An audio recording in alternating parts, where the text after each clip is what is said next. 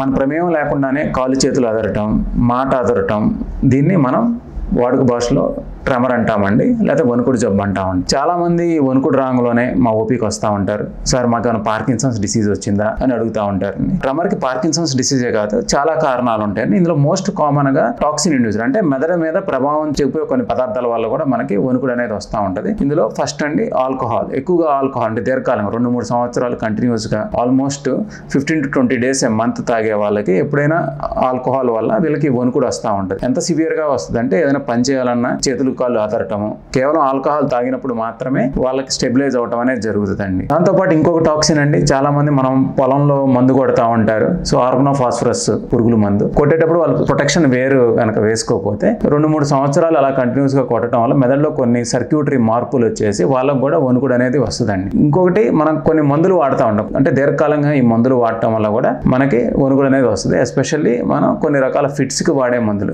వీటి వల్ల కూడా మనకు వణుకుడు వస్తుంది. దాంతోపాటు బీటా ఎగనిస్ట్ అంటే ఆస్తమాకు వాడే మందుల వల్ల కూడా మనకి వణుకుడు అనేది వస్తూ ఉంటుంది. కొన్ని హార్మోన్ సమతుల్యం తప్పటం వల్ల కూడా వణుకుడు వస్తుందండి. అందులో మోస్ట్ కామన్ గా థైరాయిడ్ ఎక్కువగా ఉన్న వాళ్ళకి కూడా వణుకుడు వస్తుందండి. సో ఇవన్నీ మోడిఫైబుల్ కాజెస్ ఫర్ ట్రెమర్ అండి. ఇంకోటండి, ఏదైనా మనం కొత్త ప్రదేశంకి వెళ్ళినప్పుడు కానీ, కొత్త వాళ్ళ ముందు మాట్లాడేటప్పుడు లేదా క్రౌడ్ లో మాట్లాడేటప్పుడు కూడా కొంతమందికి ట్రెమర్ అనేది వస్తూ ఉంటుంది. ఇది యాంగ్జైటీ వల్ల వచ్చే ట్రెమర్, దీన్ని ఫిజియలాజికల్ ట్రెమర్ అంటారు. దీన్ని సిచ్యువేషనల్ ట్రెమర్ అంటారు. అంటే పర్టికులర్ యాక్టివిటీ వచ్చినప్పుడల్లే వాళ్ళకి ట్రెమర్ అనేది వస్తుంది. కొంత అవేర్నెస్, కొంత కౌన్సిలింగ్, చిన్న చిన్న మందుల ద్వారా కూడా దీన్ని మనం చాలా మటుకు సబ్సైడ్ చేసుకోవాలి. ఇవి కాకుండా మనకి దీర్ఘకాలంగా ఉండే ట్రెమర్ గురించి మనం ఇప్పుడు చెప్తానండి. అందులో ఫ్యామిలీ హిస్టరీ పాజిటివ్ ఉండి, అంటే మన ఫ్యామిలీలో ఎవరికో ఒకరికి ఉండి చేతులు వనగడం, మాట వనగడం అనేది జరుగుతూ ఉంటుంది. ఇది జెనెటికల్ ఇన్హెరిటెడ్ ట్రెమర్ అండి. దీన్ని ఎసెన్షియల్ ట్రెమర్, అంటే అట్లీస్ట్ 100 మంది దీంతో సఫర్ అయితే 80 మంది వాళ్ళ పూర్వీకుల్లో ఎవరో ఒకరికి ఈ ట్రెమర్ అనేది ఉంటుంది. ఇదంతా సివియర్ గా ఉంటుంది. అంటే మామూలు రెస్ట్ లో, అంటే మామూలు రెస్ట్ లో ఉన్నప్పుడు ఎటువంటి ట్రెమర్ ఉండదు. కానీ ఏదైనా గ్లాస్ తో నీళ్లు తాగినప్పుడు కానీ ట్రెమర్ అనేది చాలా సివియర్ గా వస్తుంది. వచ్చి గ్లాస్ లో నీళ్లు కూడా తుల్లిపోతా ఉంటాయి. ఏదైనా